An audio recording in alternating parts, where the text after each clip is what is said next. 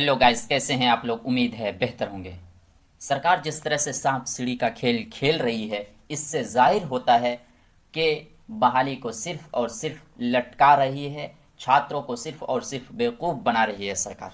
देखते हैं आज के पेपर में क्या है क्या नहीं है, उसके बाद कुछ चीज़ों के ऊपर चर्चा करेंगे, वो तमाम चीज़ों के बारे में। तो वीडियो के अंत तक बने रहिएगा और अगर चैनल पर पहली मर्तबा है तो चैनल को सब्सक्राइब करके बेल आइकन को ज़रूर दबा दीजिएगा। तो देखते हैं क्या है आज के पेपर में दिया हुआ है। डीएलएड अभ्यर्थी संघ ने कहा अब सरकार सांप सीढ़ी ना खेले। जाहिर सी बात है, जिस तरह से आपने आनन फानन में एग्ज़ाम लिया, एक भी दिन आपने आगे बढ़ाने को आप तैयार नहीं हुए, इस तरह से जब रिजल्ट की बारी आई तो आप लगातार डेट पर डेट क्यों दे रहे हैं। जब सुप्रीम कोर्ट ने आपको आदेश दे दिया जी कि आप 1 to 5 में सिर्फ डीएलएड वालों को लेंगे, तो आप क्यों लगातार सुप्रीम कोर्ट के ऊपर जा रहे हैं। तो देख लेते हैं पहले क्या है, कोर्ट के आदेश क्या है, वो तमाम चीज़ों के आज के पेपर में देख क्या है, उसके बाद हम देखेंगे। सुप्रीम कोर्ट के फैसले पर अमल नहीं होने पर होगा आंदोलन। ये डीएलएड की तरफ से, डीएलएड संघ की तरफ से ये चुनौती दी गई है कि एकदम बिल्कुल अल्टीमेटम है, समझ लीजिए एक तरफ से, कि अगर डीएलएड 1 to 5 में जो है डीएलएड के अलावा अगर दूसरे को बीएड को अभ्यर्थियों को शामिल करते हैं तो क्या है, हम आंदोलनरत होंगे।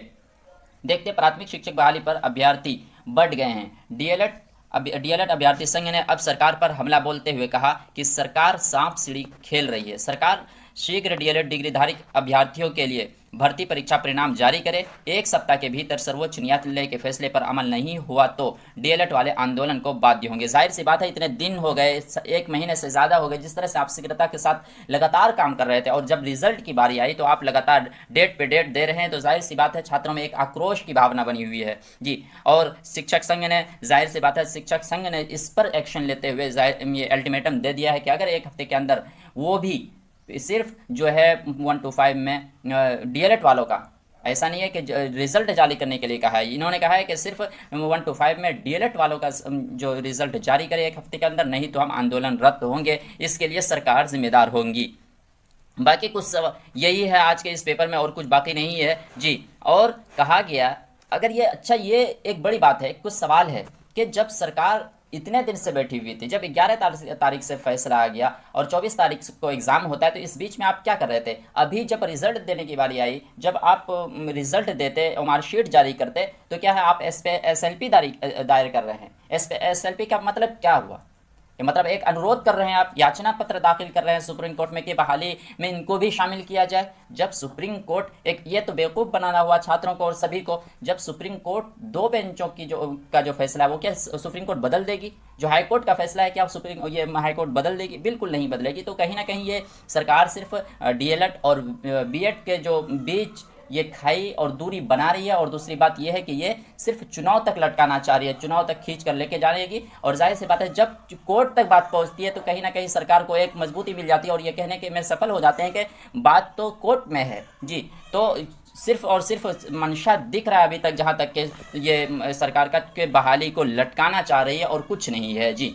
और जाहिर सी बात है, इन तमाम चीज़ों के भी आप हाई कोर्ट गए, वहाँ भी आपको ये मिल गया, आपको आपकी याचना को ये रद्द कर दिया गया।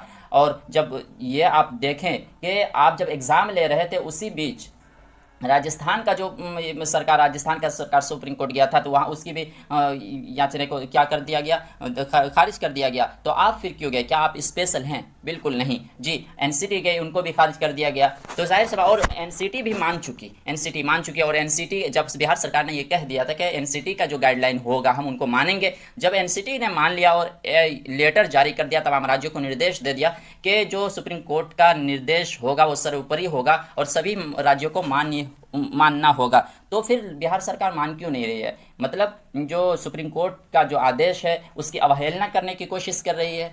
कि सुप्रीम कोर्ट ने बिल्कुल स्पष्ट रूप से कह दिया कि 1 to 5 के लिए सिर्फ जो है डीएलएड वाले ही ये होंगे, एलिजिबल होंगे, बीएड वाले 8 से लेकर 12 तक, और भी उनके पास बहुत सारे ऑप्शन हैं। हमने और इससे पहले के वीडियो में हमने बताया था कि बीएड वालों को कितने सारे ऑप्शन है और डीएलएड वाले को सिर्फ एक ऑप्शन है। तो क्यों लगातार इस तरह की सरकार डीएलएड वालों के साथ कर रही है? दूसरी बात यह है कि अगर इस तरह करते हैं, अगर डीएलएड वालों के साथ कुछ भी होता है जी, और उम्मीद है 100% है सुप्रीम कोर्ट के ऊपर कि इस तरह कुछ नहीं होगा, वो अपने फैसले पर अटल है, तो अगर कुछ होती है तो कहीं ना कहीं ये सरकार को जानना चाहिए कि डीएलएड वाले भी 4 लाख है, और ये आपको बहुत बड़ा झटका दे सकता है। इसलिए सरकार को बहुत सोच समझकर फैसला लेना चाहिए और जो सुप्रीम कोर्ट का आदेश है उनको जारी करके जल्द से जल्द, जितनी जल्दी आप एग्ज़ाम लिए हैं इतनी जल्द आप ये आंसर शीट को और रिज़ल्ट को जारी करें। तो बाकी और डीएलएड वाले जिस तरह से कल आप लोगों ने ट्विटर पे अभियान चलाया, जिस तरह से आपने एकजुटता दिखाई, उसका जो परिणाम हुआ, इससे पहले वीडियो में हमने दिखाया था कि क्या परिणाम हुआ, उसका आज के पेपर में भी आया था। और उसी का नतीजा है कि जो लगातार पेपरबाजी होने लगी, जो कि ये डीएलएड वालों का कुछ भी नहीं छपता था, जितने भी चैनल है, जब पेपर है, जो सब सिर्फ बीएड वालों के पक्ष में बोल रहे थे, अब जो है कुछ कल के जो आपने एकजुटता दिखाई है उसके हिसाब से आज जो है लगातार पेपरबाजी होने लगी और कहीं ना कहीं चर्चा का विषय अब बन चुका है ये। तो आप लगातार जुटे रहें और डीएलएड वाले एकजुट रहें और जो भी हो सबको इस साथ मिलकर कुछ ना कुछ ज़रूर करते रहें। तो मिलते हैं फिर इस तरह के वीडियो के साथ अगले वीडियो में, तब तक के लिए।